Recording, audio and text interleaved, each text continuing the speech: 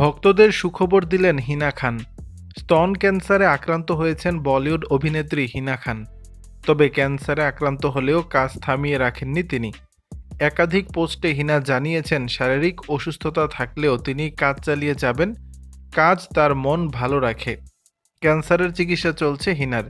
Chemo নেওয়ার অভিজ্ঞতাও সামাজিক যোগাযোগ মাধ্যমে ভক্ত অনুরাগীদের মাঝে ভাগ করে নিয়েছেন। এসবের মধ্যে এবার হিনা ভক্ত অনুরাগীদের সুখবর দিলেন। তিনি জানান এবার বিগ বস 18-তে তাকে দেখা যাবে।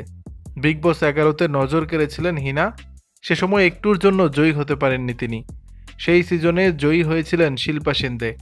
তবে দ্বিতীয় স্থানে থাকলেও প্রচারের আলোয় হিনাকেই বেশি দেখা গিয়েছিল।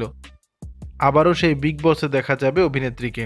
তবে বিগ বসের অন্দরমহলে তিনি যাচ্ছেন না, সপ্তাহান্তে উইকেন্ড কাভার এপিসোডেই তাকে দেখা যাবে। সালমান খানের সঙ্গে এক মঞ্চে দেখা যাবে হিনাকে। সেই মঞ্চ থেকেই বিগ বসের ঘরের প্রতিযোগীদের সঙ্গে কথা বলবেন অভিনেত্রী। সহজে অনুমান করা যায় নিজের পূর্ব অভিজ্ঞতা প্রতিযোগীদের সঙ্গে ভাগ করে নেবেন তিনি। দর্শক, বিষয়টি নিয়ে আপনাদের মতামত জানাবেন নিচের কমেন্ট বক্সে।